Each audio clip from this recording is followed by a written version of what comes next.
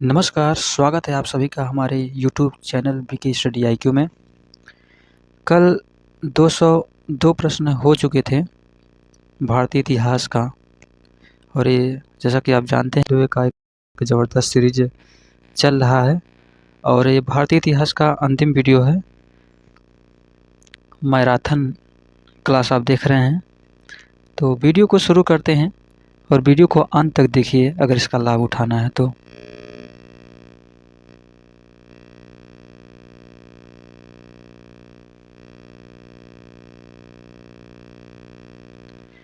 और हम लोग ये प्रश्न पढ़ रहे हैं रोजगार पब्लिकेशन से, ध्यान रहे ये भी।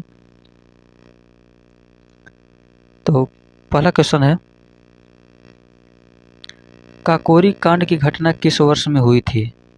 तो आंसर हो जाएगा 1925 में। काकोरी कांड की घटना 1925 में हुई थी।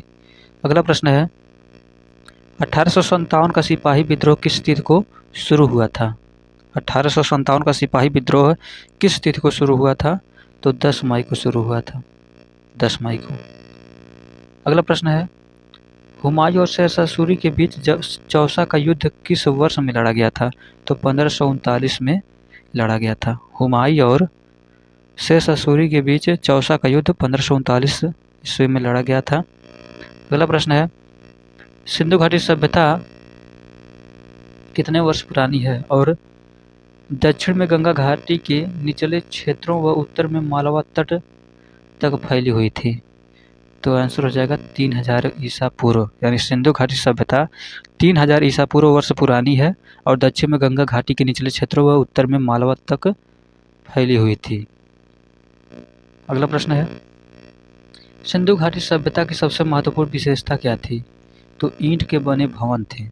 सिंधु घाटी सभ्यता की सबसे महत्वपूर्ण विशेषता ईंट के बने भवन थे। अगला प्रश्न है, सिंधु घाटी सभ्यता है तो कांस्य युगीन सभ्यता है और नगरीय सभ्यता भी कहते हैं इसको। अगला प्रश्न है, मोहनजोदड़ो नाम का अर्थ देश में मुर्दों का टीला है, यानी मोहनजोदड़ो का नाम मुर्दों का टीला है किसमें? सिंधी भाषा में। सिंधी में मोहनजोदड़ो को मृतकों का टीला कहा जाता है। अगला प्रश्न है, धौलावीरा एक पुरातात्विक स्थान किस समयावधि से जुड़ी हुई है? तो सिंधु घाटी सभ्यता से जुड़ी हुई है। धौलावीरा जो कि पुरातात्विक स्थान है, यह सिंधु घाटी सभ्यता से जुड़ा हुआ है। प्रश्न है, सबसे पुराना वेद है कौन सा? तो सबसे पुराना वेद ऋग्वेद है। अगला प्रश्न है, कौन सा वेद जादुई अनुष्ठानों और वशीकरण के बारे में बताता है? तो अथर्ववेद। जादू टोनों से संबंधित वेद का नाम है अथर्ववेद। अगला प्रश्न है, कौन से वेद में संगीत का वर्णन है? तो सामवेद में संगीत का वर्णन है। भारत का राष्ट्रीय आदर्श वाक्य सत्यमेव जयते अर्थात सत्य की हमेशा विजय होती है किस प्राचीन भारतीय शास्त्र से उद्धत एक मंत्र है? तो मुंडकोपनिषद से है। किससे है? मुंडकोपनिषद है, यानी सत्यमेव जयते जो है ये मुंडकोपनिषद से लिया गया है।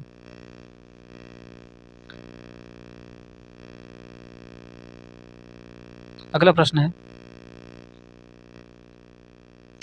प्रारंभिक भारतीय दार्शनिक के अनुसार प्रत्येक वस्तु मूल तत्वों से बनी है।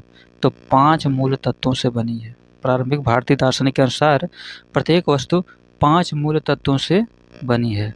अगला प्रश्न है, आर्य संस्कृत के सर्वोच्च काल में गंगा घाटी के जनपद जो संख्या में थे महाजनपद बन गए थे। तो इसका राइट आंसर हो जाएगा 16, यानी आर्य संस्कृत के सर्वोच्च काल में गंगा घाटी के जनपद जो संख्या में 16 थे महाजनपद बन गए थे। यानी ये पढ़ते हैं आपकी 16 महाजनपद थे, जिसमें मगध जो है सबसे शक्तिशाली राज्य हुआ करता था। अगला प्रश्न है, पार्श्वनाथ जो एक क्षत्रिय और बनारस के राजा अशोकसेन का पुत्र था, वह कौन से नंबर के जैन तीर्थंकर बना? तो 23वां। पार्श्वनाथ 23वें जैन तीर्थंकर थे। अगला प्रश्न है, महावीर तीर्थंकरों में अंतिम तीर्थंकर माने जाते हैं? तो 24 तीर्थंकरों में।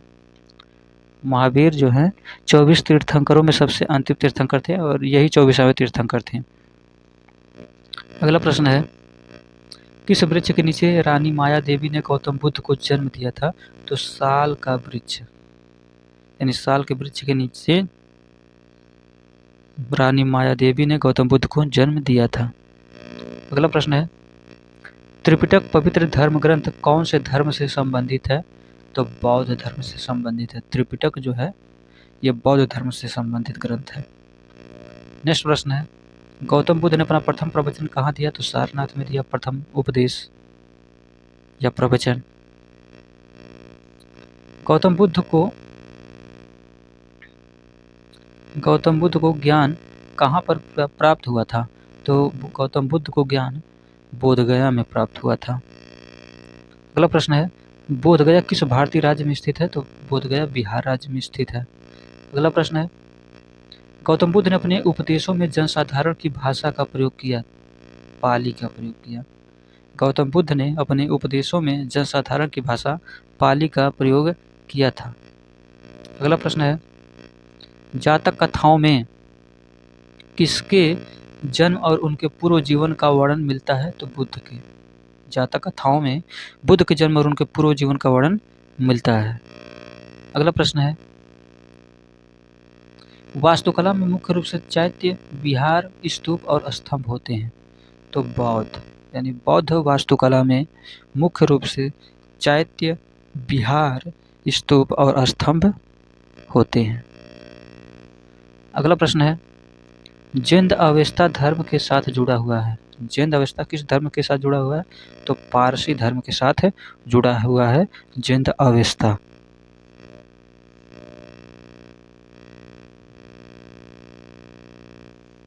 अगला प्रश्न है, सम्राट अशोक ने बौद्ध धर्म के आदर्शों के प्रचार के लिए धर्म प्रचारकों को दूर दराज के स्थानों पर भेजा ताकि लोग भगवान बुद्ध की शिक्षाओं द्वारा अपने जीवन को प्रेरित कर सकें।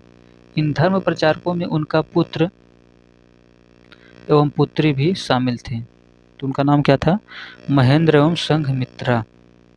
यानी सम्राट अशोक ने बौद्ध धर्म के आदर्शों के प्रचार के लिए धर्म प्रचारकों को दूर दराज के स्थानों पर भेजा ताकि लोग भगवान बुद्ध की शिक्षाओं द्वारा अपने जीवन को प्रेरित कर सकें। इन धर्म प्रचारकों में उनका पुत्र महेंद्र एवं पुत्री संघमित्रा भी शामिल थे। अगला प्रश्न है, अशोक के शासनकाल की सबसे महत्वपूर्ण घटना कलिंग आधुनिक युग में पर विजय थी जो उनके जीवन का एक महत्वपूर्ण परिवर्तन सिद्ध हुआ। तो इसका राइट आंसर हो जाएगा उड़ीसा। अशोक के शासनकाल की सबसे महत्वपूर्ण घटना कलिंग आधुनिक युग में उड़ीसा पर विजय थी। कलिंग जो है उड़ीसा में है, जो उनके जीवन का एक महत्वपूर्ण परिवर्तन सिद्ध हुआ। कब हुआ था कलिंग का युद्ध? कमेंट करके हमें बताइए अगर पता हो तो। अगला प्रश्न है, प्रसिद्ध कलिंग युद्ध ने सम्राट अशोक की युद्ध छोड़ने और बौद्ध धर्म अपनाने के लिए प्रेरित किया था। यह युद्ध उड़ीसा में कब लड़ा गया था? 261 BC में लड़ा गया था। कलिंग का युद्ध 261 BC यानी बिफोर क्राइस्ट, ईसा पूर्व। अगला प्रश्न है, सम्राट अशोक किसके उत्तराधिकारी थे? तो बिंदुसार के। सम्राट अशोक बिंदुसार के उत्तराधिकारी थे।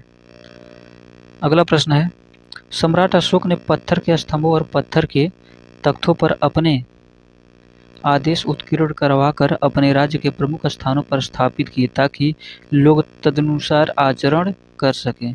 तो 14, यानी सम्राट अशोक ने पत्थर के स्तंभों और पत्थर के तख्तों पर अपने 14 आदेश उत्कीर्ण करवाकर अपने राज्य के प्रमुख स्थानों पर स्थापित किए ताकि लोग तदनुसार आचरण कर सकें। कितने आदेश थे? 14।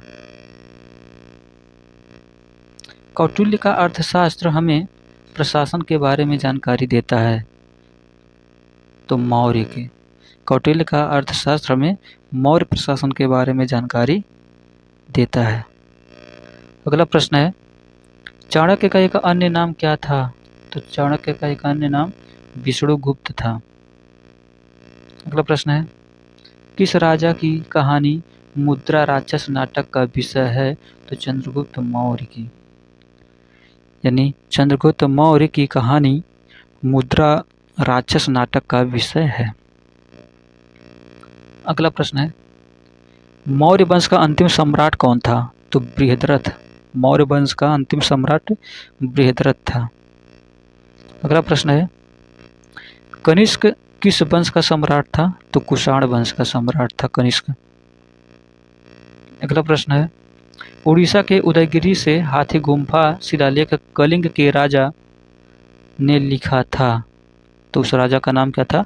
खारवेल। यानी उड़ीसा के उदयगिरी से हाथी गुम्फा शिलालेख कलिंग के राजा खारवेल ने लिखा था। वीडियो को लाइक करना ना भूलिए, वीडियो को लाइक कीजिए और कम से कम अपने मित्रों के पास इसको शेयर कीजिए। अगला प्रश्न है, हर्षवर्धन के राज्यसभा कवि कौन थे? तो बाणभट्ट थे। हर्षवर्धन के राज्यसभा कवि कौन थे? बाणभट्ट थे।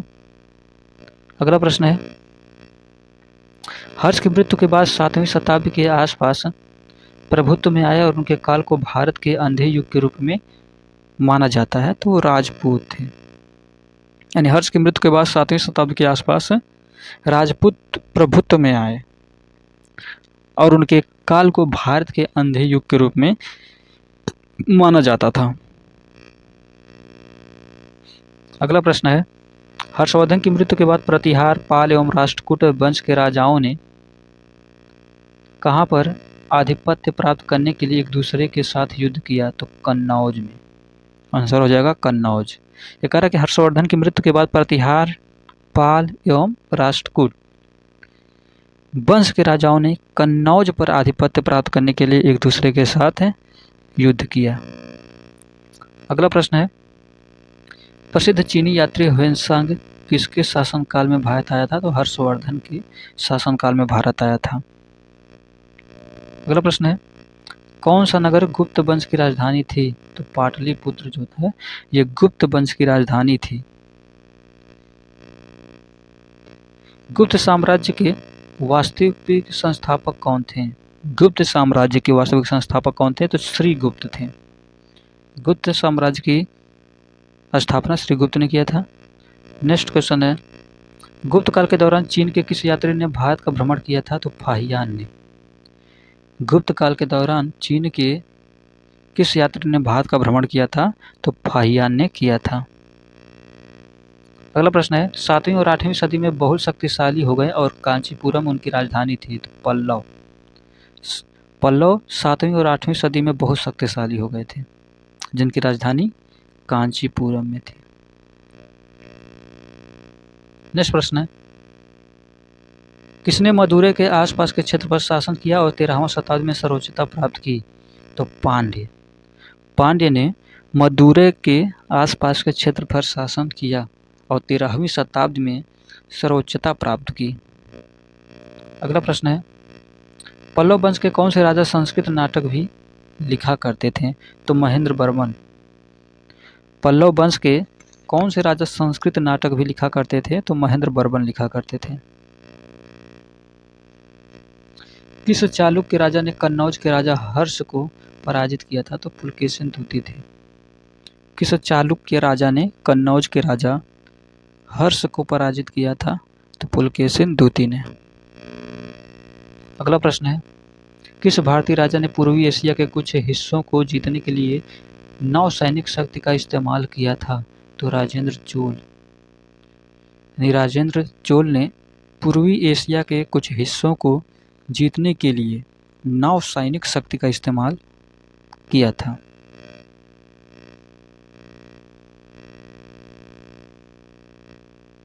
अगला प्रश्न है, पाल राजवंश का पहला राजा कौन था? तो गोपाल। पाल राजवंश का पहला राजा गोपाल था। अगला प्रश्न है, इंडिका के लेखक हैं? तो मेगास्थनीज। इंडिका मेगास्थनीज ने लिखी है। अगला प्रश्न है, तमिल कवि कंबन ने किस ग्रंथ के तमिल संस्करण का संकलन किया है? तो रामायण। तमिल कवि कंबन ने किस ग्रंथ के तमिल संस्करण का संकलन किया है? रामायण को। अगला प्रश्न है, प्राचीन भारत में कल्हड़ द्वारा कौन सी पुस्तक लिखी गई थी? तो राजतरंगिणी। कल्हड़ द्वारा लिखित पुस्तक राजतरंगिणी थी। अगला प्रश्न है, किसने संस्कृत नाटक मुद्रा राक्षस लिखा था? तो विशाख दत्त ने। मुद्रा राक्षस विशाख दत्त ने लिखी है, जो कि एक संस्कृत नाटक है। अगला प्रश्न है, किसने रघुवंशम संकलित किया है? तो इसका आंसर हो जाएगा कालिदास। किसने रघुवंशम संकलित किया है? कालिदास ने। किसने भारत के प्राचीन ग्रंथ नाट्यशास्त्र को संकलित किया है? तो भरत मुनि। किसने भारत के प्राचीन ग्रंथ नाट्यशास्त्र को संकलित किया है? तो आंसर हो जाएगा भरत मुनि। अगला प्रश्न है, प्राचीन संस्कृत व्याकरण पुस्तक अष्टाध्यायी के लेखक कौन हैं? तो आंसर हो जाएगा पाणिनि।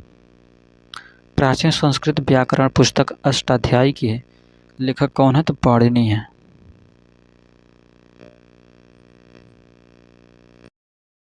अगला प्रश्न है,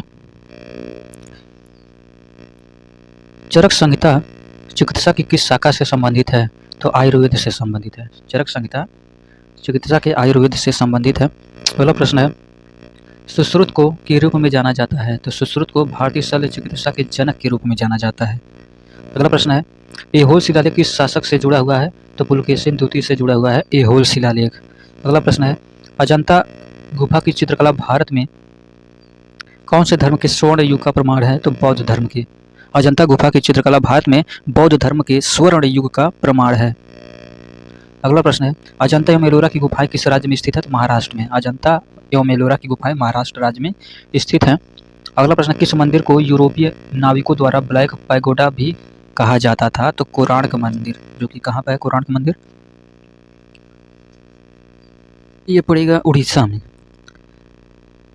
यानी किस मंदिर को यूरोपीय नाविकों द्वारा ब्लैक पैगोडा भी कहा जाता था? तो कोणार्क मंदिर को ब्लैक पैगोडा भी कहा जाता था। अगला प्रश्न है, कोणार्क मंदिर का निर्माण किसने कराया था? तो नरसिंहदेव प्रथम ने करवाया था। कोणार्क मंदिर का निर्माण नरसिंहदेव प्रथम ने करवाया था। अगला प्रश्न, एलोरा के मंदिरों का निर्माण कौन से शासकों ने करवाया था? तो राष्ट्रकूट शासकों ने करवाया था। एलोरा के मंदिरों का निर्माण राष्ट्रकूट शासकों ने करवाया था। नेक्स्ट प्रश्न है, बृहदेश्वर मंदिर राजा द्वारा बनाया गया था? तो राजा चोल प्रथम द्वारा बनाया गया था। बृहदेश्वर मंदिर राज चोल प्रथम द्वारा बनाया गया था। पुरी के जगन्नाथ मंदिर का निर्माण किसने किया? तो अनंत वर्मन चुटगंग ने करवाया था। पुरी के जगन्नाथ मंदिर का निर्माण अनंत वर्मन चुटगंग ने करवाया था। अगला प्रश्न है, सोमनाथ मंदिर भारत में किस राज्य के पश्चिमी तट पर स्थित है? तो गुजरात के। सोमनाथ मंदिर भारत में गुजरात राज्य के पश्चिमी तट पर स्थित है। अगला प्रश्न है, विमल शाह द्वारा निर्मित संगमरमर का मंदिर कौन सा है? तो दिलवाड़ा मंदिर है। विमल शाह द्वारा निर्मित संगमरमर का मंदिर दिलवाड़ा मंदिर है। कार्ला कार्ले की बौद्ध गुफाएं किस राज्य में स्थित है? तो महाराष्ट्र में। कार्ला कार्ले की बौद्ध गुफाएं किस राज्य में है? तो महाराष्ट्र में है। अगला प्रश्न है, भीमबेटका गुफाएं कहाँ स्थित है? तो मध्य प्रदेश में भीमबेटका गुफाएं। अगला प्रश्न, महाबोधि मंदिर या महान जागृति मंदिर एक बौद्ध मंदिर है जो स्थित है, कहाँ पे स्थित है? महाबोधि मंदिर या महान जागृति मंदिर एक बौद्ध मंदिर है जो बिहार राज्य में स्थित है। अगला प्रश्न है, किस राजा ने गंगैकोंडा चोलापुरम मंदिर का निर्माण किया था? तो राजेंद्र चोल प्रथम ने। किस राजा ने गंगैकोंडा चोलापुरम मंदिर का निर्माण किया था? तो राजेंद्र चोल प्रथम ने किया था। अगला प्रश्न है, विख्यात सांची स्तूप किसने बनवाया था? तो अशोक ने बनवाया था। विख्यात सांची स्तूप अशोक ने बनवाया था। प्रश्न है, तमिलनाडु स्थित महाबलीपुरम में इमारतों का समूह किनके द्वारा निर्मित किया गया? तो पल्लव द्वारा निर्मित किया गया। तमिलनाडु स्थित महाबलीपुरम में इमारतों का समूह किनके द्वारा निर्मित किया गया? तो पल्लव द्वारा किया गया। अगला प्रश्न है, कांचीपुरम में कैलाशनाथम मंदिर का निर्माण किसके शासनकाल में हुआ था? तो ये भी पल्लव के शासनकाल में हुआ था। कांचीपुरम में कैलाशनाथम मंदिर पल्लव द्वारा ही निर्माण किया गया था। अगला प्रश्न है, श्रवण बेलगोला कहाँ पर स्थित है? तो कर्नाटक में है श्रवण बेलगोला। अगला प्रश्न है, दिल्ली स्थित जंतर मंतर का निर्माण जयपुर के महाराजा ने करवाया था? तो जय सिंह द्वितीय ने करवाया था। दिल्ली स्थित जंतर मंतर का निर्माण जयपुर के महाराजा जय सिंह द्वितीय ने करवाया था। अगला प्रश्न है, चित्तौड़गढ़ किस वंश की राजधानी थी? तो सिसोदिया की। चित्तौड़गढ़ किस वंश की राजधानी थी? तो सिसोदिया वंश की राजधानी थी। अगला प्रश्न, साहित्य के प्रख्यात समर्थक राजा भोज किस वंश से जुड़े थे? तो परमार से जुड़े थे। साहित्य के प्रख्यात समर्थक राजा भोज किस वंश से जुड़े थे? तो परमार से। अगला प्रश्न है, प्रतिहार राजवंश का संस्थापक कौन था? तो राजा हरिश्चंद्र।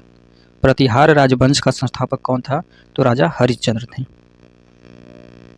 अगला प्रश्न है, भारत नाम भारतीय संविधान में भारत के लिए उपाधि के रूप में प्रयुक्त होता है, जिसका जिक्र भारतीय महाकाव्य में एक भाग में प्राचीन पौराणिक सम्राट भरत की कथा के रूप में है। तो इसका आंसर है महाभारत। यानी भारत नाम भारतीय संविधान में भारत के लिए उपाधि के रूप में प्रयुक्त होता है, जिसका जिक्र भारतीय महाकाव्य महाभारत में एक भाग में प्राचीन पौराणिक सम्राट भरत की कथा के रूप में है। अगला प्रश्न है, नाम ग्रीक भाषा से आया है जिसका अर्थ है सिंधु नदी के पार का क्षेत्र। तो भारत। यानी भारत नाम ग्रीक भाषा से आया है जिसका अर्थ है सिंधु नदी के पार का क्षेत्र। महाभारत युद्ध कितने दिनों तक चला था? तो आंसर होगा 18। यानी महाभारत युद्ध 18 दिनों तक चला था। अगला प्रश्न है, कामरूप का प्राचीन साम्राज्य किस राज्य में मौजूद था? कामरूप का प्राचीन साम्राज्य किस राज्य में मौजूद था? तो असम में। अगला प्रश्न है, मोहम्मद गोरी की सेना और पृथ्वीराज चौहान के बीच 2 बार युद्ध हुआ, जिसमें कि दूसरी लड़ाई पृथ्वीराज चौहान हार गए और उनके राज्य पर कब्जा कर लिया गया। तो इसका आंसर हो जाएगा तराइन। यानी मोहम्मद गोरी की सेना और पृथ्वीराज चौहान के बीच 2 बार युद्ध हुआ, जिसमें तराइन की दूसरी लड़ाई पृथ्वीराज चौहान हार गए और उनके राज्य पर कब्जा कर लिया गया। अगला प्रश्न है, दिल्ली सल्तनत का सही क्रम क्या है? दिल्ली सल्तनत का सही क्रम क्या है? तो सबसे पहले गुलाम, फिर खिलजी, फिर तुगलक, फिर सैयद, फिर लोदी। यानी दिल्ली सल्तनत पर सबसे पहले गुलाम वंशों ने शासन किया, फिर खिलजी ने, फिर तुगलक ने, फिर सैयद ने, फिर लोदी ने। अगला प्रश्न, गुलाम वंश का संस्थापक कौन था? तो कुतुबुद्दीन ऐबक था। अगला प्रश्न है, सल्तनत काल के दौरान भूमि वितरण और प्रशासनिक प्रणाली का एक अद्भुत प्रकार विकसित हुआ था, जिसे कहा गया, क्या कहा गया? इक्तादारी कहा गया। सल्तनत काल के दौरान भूमि वितरण और प्रशासनिक प्रणाली का एक अद्भुत प्रकार विकसित हुआ था, जिसे इक्तादारी कहा गया।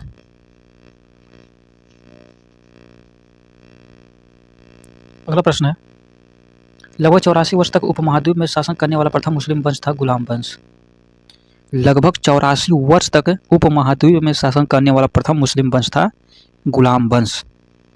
के बीच की अवधि को दिल्ली सल्तनत की अवधि के रूप में जाना जाता है। तो इसका राइट आंसर हो जाएगा 1206 से 1256 ईस्वी। दिल्ली सल्तनत का अवधि कितना था? 1206 से 1526। अगला प्रश्न है, खिलजी वंश का प्रथम शासक था? तो जलालुद्दीन फिरोज खिलजी खिलजी वंश का प्रथम शासक था। कौन था? जलालुद्दीन फिरोज खिलजी। 13वीं सदी में बख्तियार खिलजी ने बंगाल के किस राजा को पराजित किया था? तो लक्ष्मण सेन को पराजित किया था।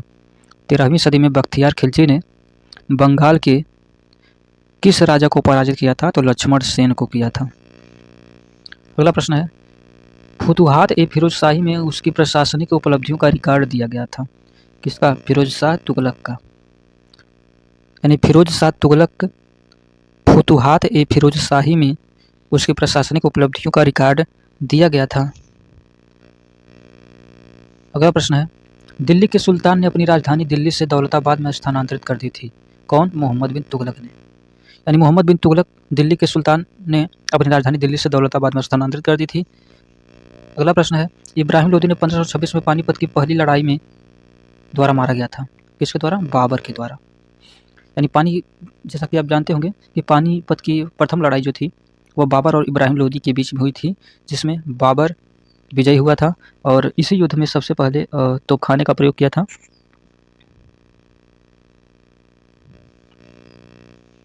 अगला प्रश्न है, आगरा शहर के संस्थापक माने जाते हैं सिकंदर लोदी। आंसर हो जाएगा सिकंदर लोदी इसका। नेक्स्ट प्रश्न है, कुतुब मीनार जो दुनिया की सबसे ऊंची ईंटों की मीनार है, इसका निर्माण 1193 में दिल्ली सल्तनत के किस संस्थापक के आदेशों के तहत किया गया था? तो आंसर हो जाएगा कुतुबुद्दीन ऐबक। भारतीय इस्लामी शिल्पकला जो कुतुब मीनार एवं अलाई दरवाजा जैसे स्मारकों में दृष्टिगोचर है, यह भारत के किस युग से संबंधित है? जिसका राइट आंसर हो जाएगा दिल्ली सल्तनत। भारतीय इस्लामी शिल्पकला जो कुतुब मीनार एवं अलाई दरवाजा जैसे स्मारकों में दृष्टिगोचर है, यह भारत के किस युग से संबंधित है? तो दिल्ली सल्तनत से। अगला प्रश्न है, अहमदनगर किस रानी ने बादशाह अकबर का विरोध किया था? तो चांद बीबी। इसका राइट आंसर हो जाएगा चांद बीबी। अहमदनगर की किस रानी ने बादशाह अकबर का विरोध किया था? तो चांद बीबी ने किया था। अगला प्रश्न है, किसने साहित्य अमुक्त माल्यदा पर मध्ययुगीन ग्रंथ संकलित किया है? तो श्री कृष्णदेव राय ने किया है। किसने साहित्य अमुक्त माल्यदा पर मध्ययुगीन ग्रंथ संकलित किया है? तो श्री कृष्णदेव राय ने किया है। अगला प्रश्न है, देवराय प्रथम के शासनकाल के दौरान निकोलो कोंटी ने ईस्वी में विजयनगर का दौरा किया था। तो कौन से ईस्वी में? 1420 में। देवराय प्रथम के शासनकाल के दौरान निकोलो कोंटी ने 1420 ईस्वी में विजयनगर का दौरा किया था। नेक्स्ट प्रश्न, साम्राज्य की स्थापना संगम राजकुमार हरिहर और बुक्का ने की थी। इसका राइट आंसर हो जाएगा विजयनगर, यानी विजयनगर साम्राज्य की स्थापना संगम राजकुमार हरिहर और बुक्का ने की थी। अगला प्रश्न है, साम्राज्य की स्थापना 1347 में हसन गंगू ने की थी। आंसर हो जाएगा बहमनी, यानी बहमनी साम्राज्य की स्थापना 1347 में हसन गंगू ने की थी। अगला प्रश्न है, विजयनगर साम्राज्य के पहले राजा कौन थे? तो हरिहर प्रथम थे। विजयनगर साम्राज्य के पहले राजा कौन थे? हरिहर प्रथम थे। अगला प्रश्न है, वर्तमान समय का विजयनगर साम्राज्य की राजधानी हुआ करती थी कौन? हम्पी। वर्तमान समय का हम्पी विजयनगर साम्राज्य की राजधानी हुआ करती थी। अगला प्रश्न है, एक मुस्लिम संत रहते थे जहां फतेहपुर सीकरी बनाया गया था। तो आंसर है शेख सलीम चिश्ती। एक मुस्लिम संत रहते थे जहां फतेहपुर सीकरी बनाया गया था। तो शेख सलीम चिश्ती। अगला प्रश्न है, खानवा का युद्ध किसके बीच लड़ा गया था? तो बाबर और राणा सांगा के बीच में लड़ा गया था। खानवा का युद्ध बाबर और राणा सांगा के बीच लड़ा गया था। अगला प्रश्न, खानवा का युद्ध किस वर्ष में लड़ा गया था? तो 1527 में। खानवा का युद्ध 1527 ईस्वी में लड़ा गया था। अगला प्रश्न, पानीपत का प्रथम युद्ध किस वर्ष लड़ा गया था? तो 1526 ईस्वी में पानीपत का प्रथम युद्ध लड़ा गया था। किसके बीच लड़ा गया था? तो बाबर और इब्राहिम लोदी के बीच लड़ा गया था। अगला प्रश्न, किस वंश के शासकों को सुल्तान नहीं कहा जाता था? तो आंसर है मुगल, यानी मुगल वंश के शासकों को सुल्तान नहीं कहा जाता था। अगला प्रश्न है, सूरी राजवंश की स्थापना शेर शाह ने की थी, जिसने तक शासन किया था। तो 1540 से 1545 ईस्वी तक शासन किया था। सूरी राजवंश की स्थापना शेर शाह ने की थी, जिसने 1540 से 1545 तक शासन किया था। शेर शाह सूरी अथवा शेर खान का असली नाम क्या था? शेर शाह सूरी अथवा शेर खान का असली नाम क्या था? तो फरीद था। अगला प्रश्न है, ने कई विश्राम गृहों, मस्जिदों और सड़कों के नेटवर्क का निर्माण किया था, जिसमें द ग्रेट ट्रंक रोड को सबसे प्रसिद्ध माना जाता है। तो सम्राट शेर शाह सूरी ने। सम्राट शेर शाह सूरी ने कई विश्राम गृहों, मस्जिदों और सड़कों के नेटवर्क का निर्माण किया था, जिसमें द ग्रैंड ट्रंक रोड को सबसे प्रसिद्ध माना जाता है। अगला प्रश्न है, शेर शाह द्वारा शुरू किए गए चांदी के सिक्कों को किस रूप में मुगलों ने भी जारी रखा था? तो रुपया के रूप में। शेर शाह द्वारा शुरू किए गए चांदी के सिक्कों को रुपया के रूप में मुगलों ने भी जारी रखा था। अगला प्रश्न है, ने ग्रैंड ट्रंक रोड का पुनर्निर्माण करवाया था। तो आंसर है लॉर्ड डलहौजी। क्या है? लॉर्ड डलहौजी, यानी लॉर्ड डलहौजी ने ग्रैंड ट्रंक रोड का पुनर्निर्माण करवाया था।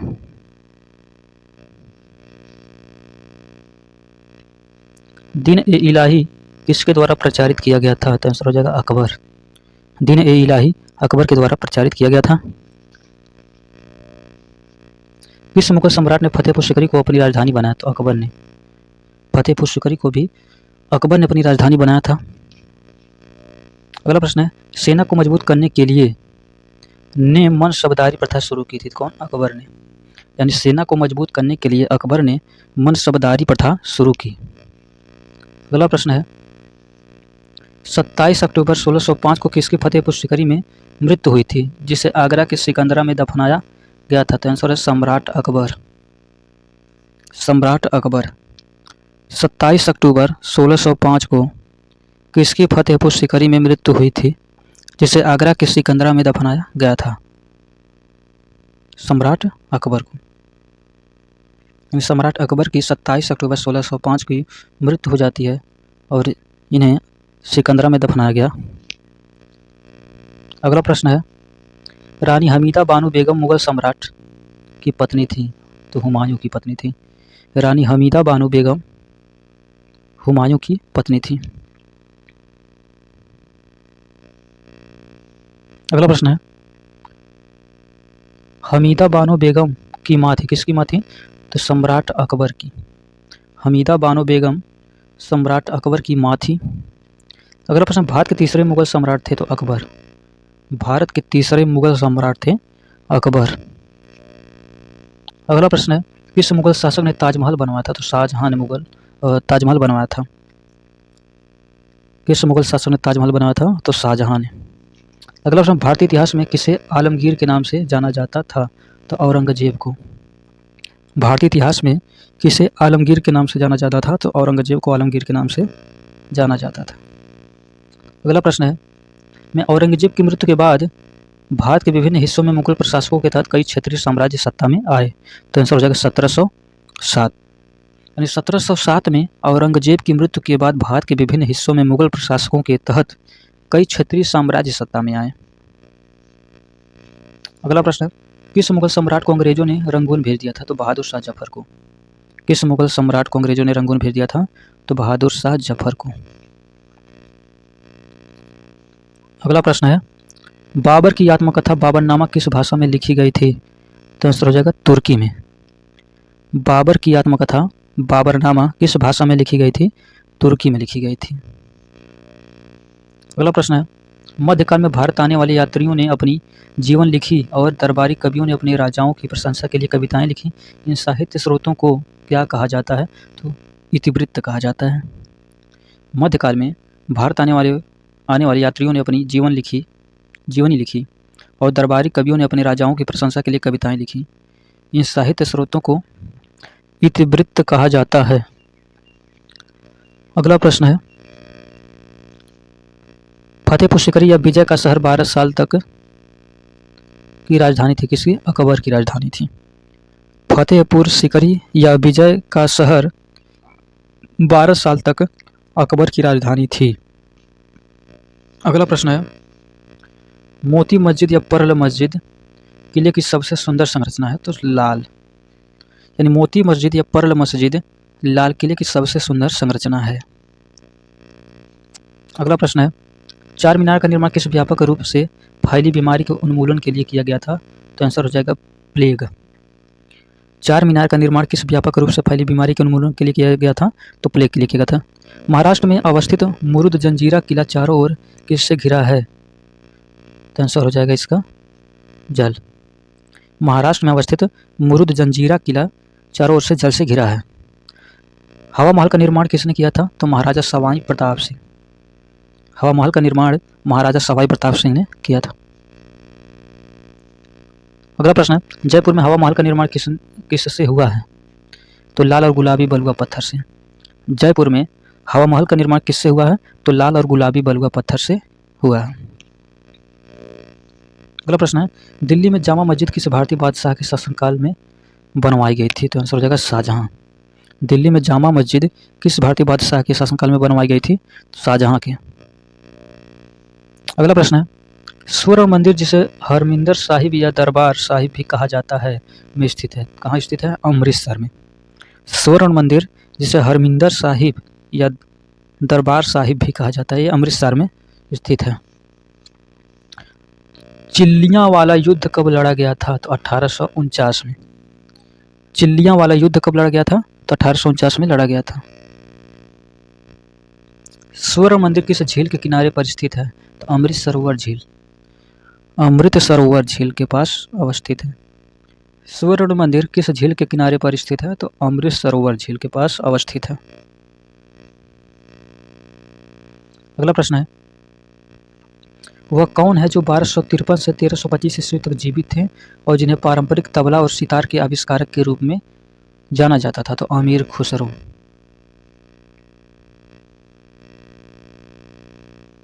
अगला प्रश्न है, राजपूत राजवंश के अनंगपाल तोमर ने का राज्य स्थापित किया था? तो दिल्ली। राजपूत राजवंश के अनंगपाल तोमर ने दिल्ली का राज्य स्थापित किया था। किसने किया था? अनंगपाल तोमर ने। अगला प्रश्न है, चश्मे शाही भारत में स्थित पूर्व मुगल बागों में से एक है? तो आंसर हो जाएगा कश्मीर। चश्मे शाही कश्मीर भारत में स्थित पूर्व मुगल बागों में से एक है। में इंग्लैंड की रानी को भारत की महारानी घोषित किया था? किस सन में? 1877 में। 1877 में इंग्लैंड की रानी को भारत की महारानी घोषित किया गया था। अगला प्रश्न है, ईस्ट इंडिया कंपनी को 31 दिसंबर को एलिजाबेथ प्रथम द्वारा अंग्रेजी रॉयल चार्टर दिया गया था? तो आंसर हो जाएगा 1600 में। ईस्ट इंडिया कंपनी को 31 दिसंबर 1600 को एलिजाबेथ प्रथम द्वारा अंग्रेजी रॉयल चार्टर दिया गया था। अगला प्रश्न है, अंग्रेजों ने सन में पंजाब पर कब्जा कर लिया था? कौन सा सन में? 1849 में। अंग्रेजों ने सन 1849 में पंजाब पर कब्जा कर लिया था। अगला प्रश्न है, भारत में फोर्ट विलियम कौन सी नदी के किनारे स्थित है? तो हुगली नदी के किनारे स्थित है। भारत में फोर्ट विलियम हुगली नदी के किनारे स्थित है। अगला प्रश्न है, अंग्रेजी ईस्ट इंडिया कंपनी को किस नाम से भी जाना जाता था? तो जॉन कंपनी के नाम से भी जाना जाता था। अंग्रेजी ईस्ट इंडिया कंपनी को जॉन कंपनी नाम से भी जाना जाता था। अगला प्रश्न है, वास्को डी गामा किस सन में समुद्र के रास्ते से भारत में पहला कदम रखने वाला प्रथम यूरोपीय था? तो 1498 में। वास्को डी गामा 1498 में समुद्र के रास्ते से भारत में पहला कदम रखने वाला प्रथम यूरोपीय था। अगला प्रश्न है, यूरोपीय व्यापारी 1498 ईस्वी में पुर्तगाली अन्वेषक वास्को डी गामा के आगमन के साथ पहले भारतीय तटों पर किस शहर के नजदीक पहुंचे थे? तो आंसर हो जाएगा कालीकट। अगला प्रश्न है, भारत में अंग्रेजों द्वारा निर्मित पहला किला कौन सा था? तो फोर्ट सेंट जॉर्ज। भारत में अंग्रेजों द्वारा निर्मित पहला किला कौन सा था? तो फोर्ट सेंट जॉर्ज था। अगला प्रश्न है, केप ऑफ गुड होप कहाँ स्थित है? तो दक्षिण अफ्रीका में है। केप ऑफ गुड होप कहाँ पर है? दक्षिण अफ्रीका में है। नेक्स्ट प्रश्न है, किसने नागरिक सरकार के सर्वोच्च प्रमुख के रूप में अष्टप्रधान नामक 8 मंत्रियों की एक परिषद नियुक्त की? तो आंसर हो जाएगा शिवाजी। यानी शिवाजी ने नागरिक सरकार के सर्वोच्च प्रमुख के रूप में अष्टप्रधान नामक 8 मंत्रियों की एक परिषद नियुक्त की थी। अगला प्रश्न है, पानीपत की तीसरी लड़ाई वर्ष में लड़ी गई थी? किस वर्ष में? 1761 में। पानीपत की तीसरी लड़ाई 1761 ईस्वी में लड़ी गई थी। अगला प्रश्न है, सालबाई की संधि पर किस सन में हस्ताक्षर किए गए थे जिसने पहले एंग्लो मराठा युद्ध को समाप्त कर दिया था? तो मई 1782 में। सालबाई की संधि पर मई 1782 में हस्ताक्षर किए गए थे जिसने पहले एंग्लो मराठा युद्ध को समाप्त कर दिया था। अगला प्रश्न है, बसीन की संधि पर किस वर्ष हस्ताक्षर किए गए थे? तो आंसर हो जाएगा 1802 में। बसीन की संधि पर किस वर्ष हस्ताक्षर किए गए थे? 1802। महाराणा प्रताप के घोड़े का नाम क्या था? चेतक था। महाराणा प्रताप के घोड़े का नाम चेतक था। अगला प्रश्न है, प्लासी युद्ध लड़ा गया था किस सन में? 23 जून 1757 को। प्लासी का युद्ध 23 जून 1757 को लड़ा गया था। अगला प्रश्न है, किस संधि के परिणाम स्वरूप तृतीय आंग्ल मैसूर युद्ध समाप्त हो गया था? तो श्रीरंगपट्टनम की संधि। किस संधि के परिणाम स्वरूप तृतीय आंग्ल मैसूर युद्ध समाप्त हो गया था? तो श्रीरंगपट्टनम की संधि के साथ। टीपू सुल्तान मस्जिद कहाँ पर स्थित है? तो कोलकाता में है। टीपू सुल्तान मस्जिद कोलकाता में है। अगला प्रश्न है, अंग्रेजों ने भारत में क्षेत्रों को प्रांतों में विभाजित किया। बंगाल, बॉम्बे और मद्रास जिन्हें क्या कहा जाता है? तो प्रेसिडेंसी कहा जाता है। अंग्रेजों ने भारत में क्षेत्रों को प्रांतों में विभाजित किया। बंगाल, बॉम्बे और मद्रास जिन्हें प्रेसिडेंसी कहा जाता है।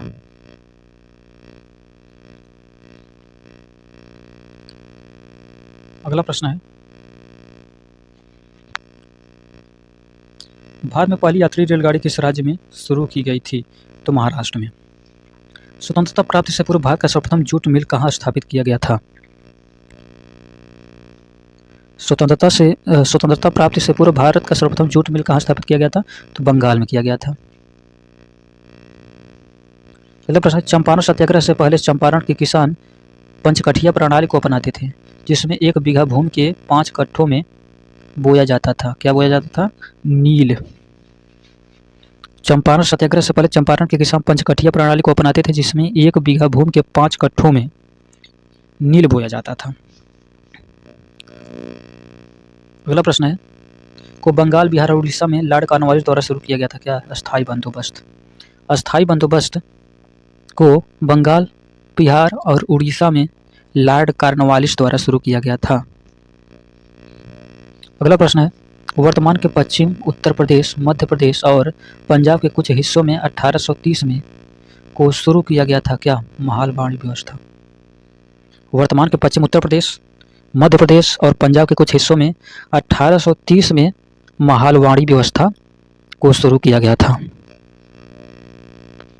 नेक्स्ट प्रश्न है, भारत में शिक्षा की प्रगति की समीक्षा हेतु विलियम हंटर समिति का गठन किस वर्ष किया गया था? तो 1882 में। भारत में शिक्षा की प्रगति की समीक्षा हेतु विलियम हंटर समिति का गठन किस वर्ष किया गया था? 1882 में। अगला प्रश्न है, वयस्क शिक्षा संगठन ज्ञान प्रसारक मंडली की शुरुआत किसने की थी? तो दादा भाई नौरोजी ने की थी। वयस्क शिक्षा संगठन ज्ञान प्रसारक मंडली की शुरुआत दादा भाई नौरोजी ने की थी। अगला प्रश्न है, अंग्रेजों ने भारत में अंग्रेजी को शिक्षा का माध्यम में बनाया था 1835 में। अंग्रेजों ने भारत में अंग्रेजी को शिक्षा का माध्यम 1835 में बनाया था। अगला प्रश्न है, किसने 1914 में कॉमनवेल्थ नामक साप्ताहिक समाचार पत्र की स्थापना की?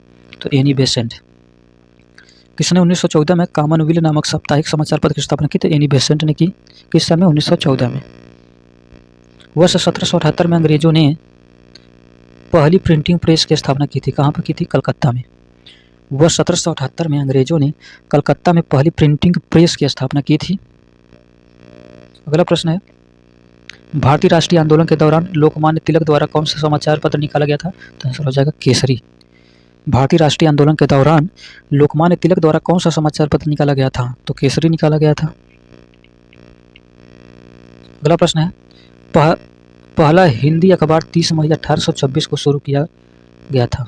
यह दिन हिंदी पत्रकारिता दिवस के रूप में भी मनाया जाता है। इस अखबार का नाम क्या था? तो उदंत मार्तंड था। पहला हिंदी अखबार 30 मई 1826 को शुरू किया गया था। यह दिन हिंदी पत्रकारिता दिवस के रूप में भी मनाया जाता है। इस अखबार का नाम क्या था? तो उदंत मार्तंड था। अगला प्रश्न है, भारतीय स्वतंत्रता के दौरान समाचार पत्र यंग इंडिया को किसके द्वारा प्रकाशित किया गया था? तो महात्मा गांधी के द्वारा। भारतीय स्वतंत्रता के दौरान समाचार पत्र यंग इंडिया को किसके द्वारा प्रकाशित किया गया था? तो महात्मा गांधी के द्वारा। अगला प्रश्न है, पर 1857 के विद्रोह के विद्रोहियों का नेतृत्व करने के आरोप में मुकदमा चलाया गया और रंगून निर्वासित किया गया, जहां उनका 1862 में निधन हो गया। कौन था? बहादुर शाह जफर। ब्रिटिश से लड़ते हुए रानी लक्ष्मीबाई का देहांत कहाँ पर हुआ था? तो ग्वालियर में हुआ था। किस स्वतंत्रता सेनानी का मूल नाम मणिकर्णिका था? तो आंसर हो जाएगा रानी लक्ष्मीबाई। यानी रानी लक्ष्मीबाई का नाम या मूल नाम मणिकर्णिका था। बंगाल में की खेती के कारण 1859 में विद्रोह शुरू हुआ। तो नील हो जाएगा नील। यानी बंगाल में नील की खेती के कारण 1859 में विद्रोह शुरू हुआ। 1928 में बारडोली सत्याग्रह अंततः के नेतृत्व में किया गया था। तो सरदार वल्लभ भाई पटेल। 1928 में बारडोली सत्याग्रह अंततः वल्लभ भाई पटेल के नेतृत्व में किया गया था। अगला प्रश्न है, भारतीय राष्ट्रीय आंदोलन के दौरान प्रसिद्ध उपन्यास आनंद मठ किसने लिखा? तो आंसर हो जाएगा बंकिम चंद्र चट्टोपाध्याय ने। भारतीय राष्ट्रीय आंदोलन के दौरान प्रसिद्ध उपन्यास आनंद मठ बंकिम चंद्र चट्टोपाध्याय द्वारा लिखा गया। अगला प्रश्न है, आत्मसम्मान का अभियान एक ऐसा अभियान है जिसका लक्ष्य ऐसा समाज निर्मित करना है जहां पिछड़ी जातियों को भी समान मानव अधिकार प्राप्त हो। इसकी शुरुआत किसने की थी? तो आंसर हो जाएगा ई.भी. रामास्वामी ने। ई.भी. रामास्वामी ने इसकी शुरुआत की थी। मद्रास में वैद्य समाज की स्थापना किस वर्ष में हुई थी? तो 1864 में हुई थी। मद्रास में वैद्य समाज की स्थापना किस वर्ष में हुई थी? तो 1864 में हुई थी। ब्रिटिश शासन के दौरान भारत में महिलाओं के अधिकार में सुधार किसने किया? तो पंडिता रमाबाई ने किया। ब्रिटिश शासन के दौरान भारत में महिलाओं के अधिकार में सुधार किसने किया? तो पंडिता रमाबाई ने किया। अगला प्रश्न है, थियोसॉफिकल सोसाइटी की स्थापना कब हुई? तो 1875 में हुई। थियोसॉफिकल सोसाइटी की स्थापना कब हुई? 1875 में। ब्रह्म समाज के संस्थापक कौन थे? तो राजा राम मोहन राय थे। दयानंद सरस्वती किस मिशन के संस्थापक थे? तो आर्य समाज के संस्थापक थे। सती प्रथा पर प्रतिबंध लगाने के लिए किस वर्ष में अधिनियम पारित किया गया था? तो 1829 में। सती प्रथा पर प्रतिबंध लगाने के लिए 1829 में अधिनियम पारित किया गया था। किसने हिंदू धर्म के कई अनुष्ठानों के खिलाफ प्रचार किया था, जैसे कि मूर्ति पूजा, जन्म से जाति, पशु बलि और वेदों को पढ़ने के लिए महिलाओं पर प्रतिबंध? तो आंसर हो जाएगा स्वामी दयानंद सरस्वती। रामकृष्ण मिशन किसके द्वारा गठित किया गया था? तो स्वामी विवेकानंद के द्वारा गठित किया गया था। 1893 में विश्व की धर्म संघीय संसद में भारत का प्रतिनिधित्व किसने किया था? तो स्वामी विवेकानंद ने किया था। आधुनिक भारतीय नवजागृति का जनक किसे माना जाता है? तो राजा राम मोहन राय को जाना जाता है। आधुनिक भारतीय नवजागृति का जनक राजा राम मोहन राय को जाना जाता है। भारतीय राष्ट्रीय कांग्रेस का गठन वर्ष में किया गया था? तो 1885 में भारतीय राष्ट्रीय कांग्रेस का गठन हुआ था। भारतीय राष्ट्रीय कांग्रेस के प्रथम मुस्लिम अध्यक्ष कौन थे? तो बदरुद्दीन तैयब जी थे। स्वतंत्रता काल की अवधि के दौरान कांग्रेस के अध्यक्ष कौन थे? तो जेबी कृपलानी थे। स्वतंत्रता काल की अवधि के दौरान कांग्रेस के अध्यक्ष जेबी कृपलानी थे। स्वतंत्रता पूर्व भारत में भारतीय राष्ट्रीय कांग्रेस की पहली महिला अध्यक्ष कौन थी? तो एनी बेसेंट थी। 1916 का लखनऊ समझौता किनके बीच हुआ था? तो भारतीय राष्ट्रीय कांग्रेस और इंडिया मुस्लिम लीग के बीच हुआ था। 1916 का लखनऊ समझौता किनके बीच हुआ था? तो भारतीय राष्ट्रीय कांग्रेस और इंडिया मुस्लिम लीग। स्वतंत्र भारत में भारतीय राष्ट्रीय कांग्रेस की पहली महिला अध्यक्ष कौन थी? तो इंदिरा गांधी थी। बंगाल का पहला विभाजन किस वर्ष में हुआ था? तो 1905 में हुआ था। स्वदेशी आंदोलन की औपचारिक घोषणा कब की गई थी? तो 7 अगस्त 1905 को। स्वदेशी आंदोलन की औपचारिक घोषणा कब की गई? 7 अगस्त 1905 को। जुलाई 1905 में बंगाल के विभाजन का आदेश किसने दिया था? तो लॉर्ड कर्जन ने दिया था। किसने दिया था? लॉर्ड कर्जन ने। जुलाई 1905 में बंगाल के विभाजन का आदेश लॉर्ड कर्जन ने दिया था। बिपिन चंद्रपाल सहित 3 लोकप्रिय स्वतंत्रता सेनानी लाल बाल पाल के रूप में जाने जाते थे। उनमें से अन्य 2 कौन थे? तो लाला लाजपत राय और बाल गंगाधर तिलक थे। ऑल इंडिया मुस्लिम लीग की स्थापना कब हुई थी? तो 1906 में। ऑल इंडिया मुस्लिम लीग की स्थापना कब हुई थी? 1906 में हुई थी। भारत की राजधानी को किस शहर से दिल्ली ले जाया गया था? तो कलकत्ता से। भारत की राजधानी को किस शहर से दिल्ली ले जाया गया था? तो कलकत्ता से। अगला प्रश्न है, हिंदुस्तान सोशलिस्ट और रिपब्लिकन एसोसिएशन की स्थापना किसके द्वारा की गई थी? तो भगत सिंह के द्वारा की गई थी। हिंदुस्तान सोशलिस्ट और रिपब्लिकन एसोसिएशन की स्थापना भगत सिंह के द्वारा की गई थी। अगला प्रश्न है, कौन सा आंदोलन लाल बाल पाल द्वारा शुरू किया गया था? तो स्वदेशी आंदोलन। स्वदेशी आंदोलन लाल बाल पाल द्वारा शुरू किया गया था। वह औरत कौन है जिसने स्वतंत्रता हेतु लड़ने के लिए भारतीय महिलाओं की जागृति में एक महत्वपूर्ण भूमिका निभाई और उन्हें भारत की कोकिला के नाम से भी जाना जाता है? तो सरोजिनी नायडू।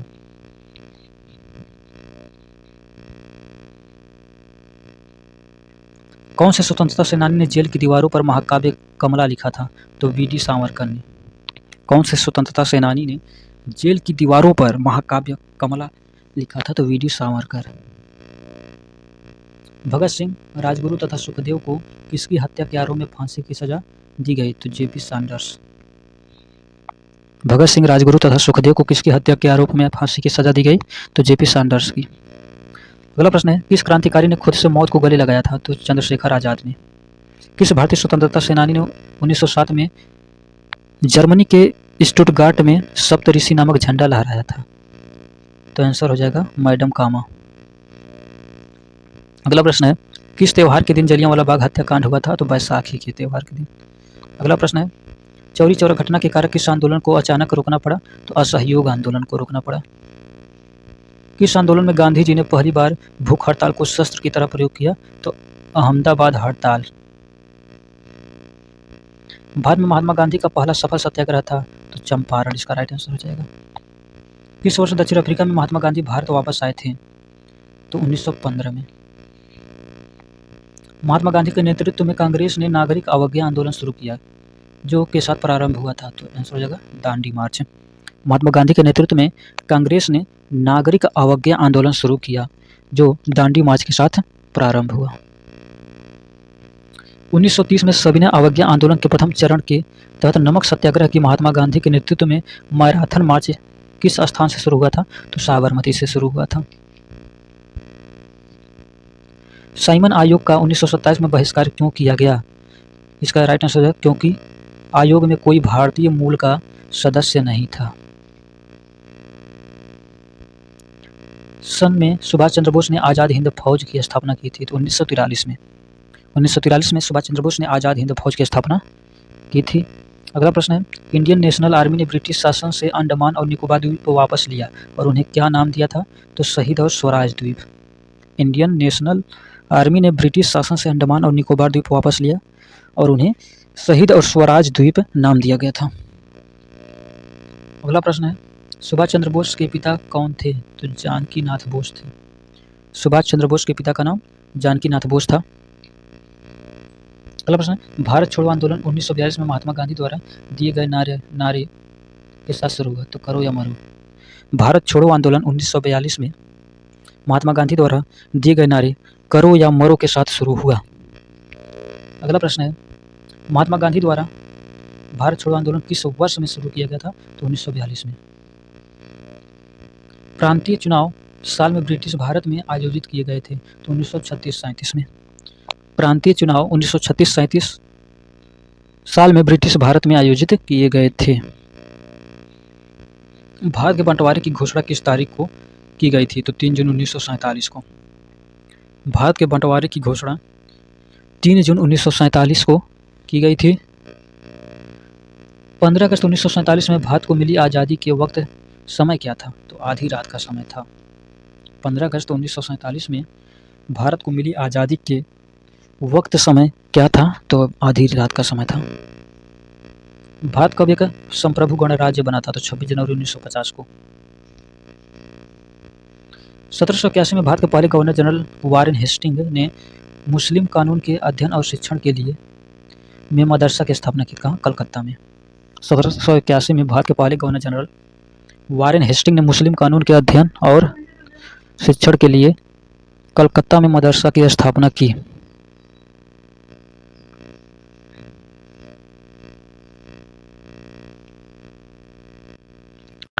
भारतीय पुरातत्व पर्यवेक्षण का गठन किसने किया था? तो अलेक्जेंडर कनिंघम ने किया था। संविधान के अस्तित्व में आने से पहले भारत का आखिरी गवर्नर जनरल था कौन था? चक्रवर्ती राजगोपालाचारी। बंगाल सती विनियमन 1829 भारत के किस गवर्नर जनरल द्वारा लाया गया? तो लॉर्ड विलियम बेंटिंग के द्वारा लाया गया। Swaraj is my birth right and I shall have it, यह किस नेता का कथन है? तो बाल गंगाधर तिलक का।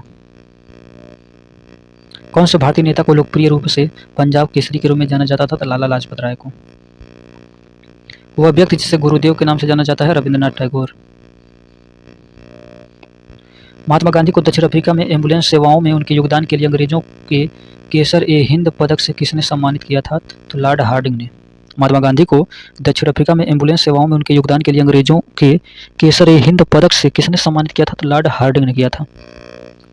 रविंद्रनाथ टैगोर गुरुदेव की उपाधि किसने दी थी? तो महात्मा गांधी ने दी थी। किसने कहा था तुम मुझे खून दो मैं तुम्हें आज़ादी दूंगा? तो सुभाष चंद्र बोस ने।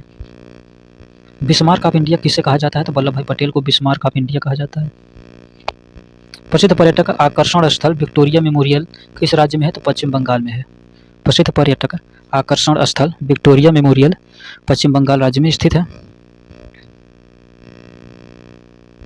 विक्टोरिया टर्मिनल, जिसे अब छत्रपति शिवाजी टर्मिनल कहा जाता है, का निर्माण कब किया गया था? तो 1888 में किया गया था। किसका निर्माण प्रथम विश्व युद्ध में शहीद हुए सैनिकों की स्मृति में किया गया था? तो इंडिया गेट। किसका निर्माण प्रथम विश्व युद्ध में शहीद हुए सैनिकों की स्मृति में किया गया था? इंडिया गेट की। दिल्ली में संसद भवन का निर्माण किस अवधि के दौरान किया गया था? तो 1921 से 1927। 1971 युद्ध के दौरान शहीद होने वाले सैनिकों की याद में अमर जवान ज्योति इंडिया गेट के पास जलती है।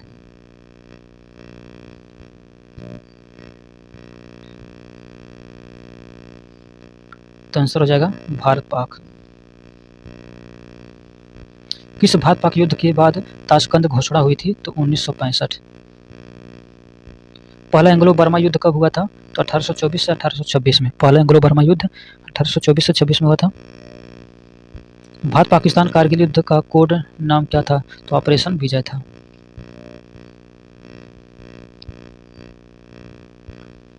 तो इसी प्रश्न के साथ ये समाप्त हुआ, और वीडियो को लाइक कीजिएगा, खूब शेयर कीजिए दबा करके। मिलते हैं अगले वीडियो में। भारत के इतिहास से संबंधित सारे प्रश्न समाप्त हो चुके हैं। अगर आपने पिछला वीडियो नहीं देखा है तो जाकर देखिए, और इसके बाद वीडियो आएगी भूगोल का मैराथन।